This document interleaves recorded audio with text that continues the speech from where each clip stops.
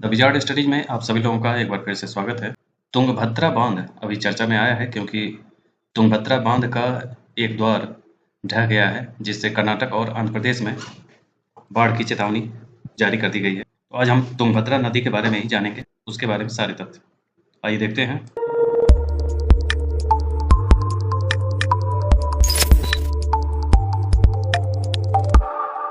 ये है तुंगभद्रा बांध। 71 वर्ष पुराने तुंगभद्रा बांध का 19वां शिखर द्वार हाल ही में ढह गया।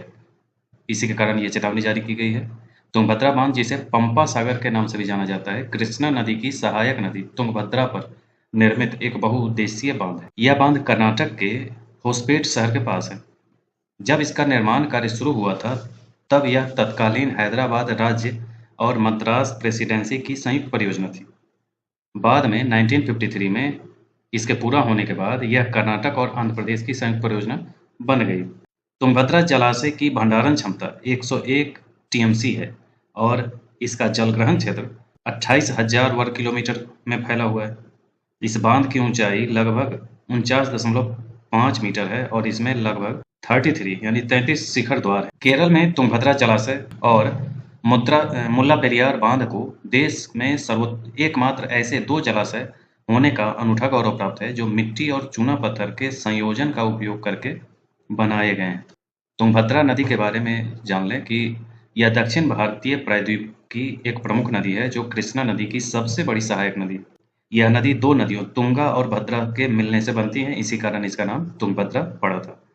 तुंगा और भद्रा दोनों नदियां पश्चिमी घाट के पूर्वी ढलान से निकलती हैं और कर्नाटक के शिमोगा जिले के कूडली में मिलती हैं, जहां से तुंगभद्रा नदी का जन्म होता है।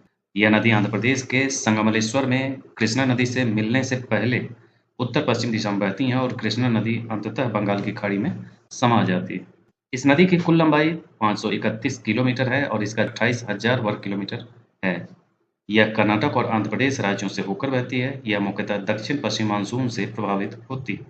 इसकी प्रमुख सहायक नदियों में वर्धा और बेदाथी या हगारी नदी है।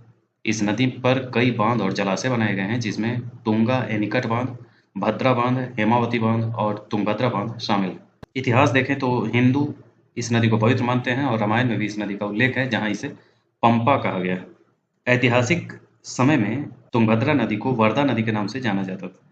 यह नदी विजयनगर साम्राज्य के लिए जल का एक महत्वपूर्ण स्रोत थी, जिसने 14वीं से 17वीं शताब्दी तक इस क्षेत्र पर शासन किया था। हम्पी शहर, जो विजयनगर साम्राज्य की राजधानी थी, इसी नदी के तट पर स्थित था। तो ये था तुंगभद्रा नदी से जुड़ा हुआ सारा तथ्य और तुंगभद्रा बांध। इस प्रकार के अन्य वीडियो के साथ हम फिर उपस्थित होंगे। आज के लिए इतना ही। धन्यवाद।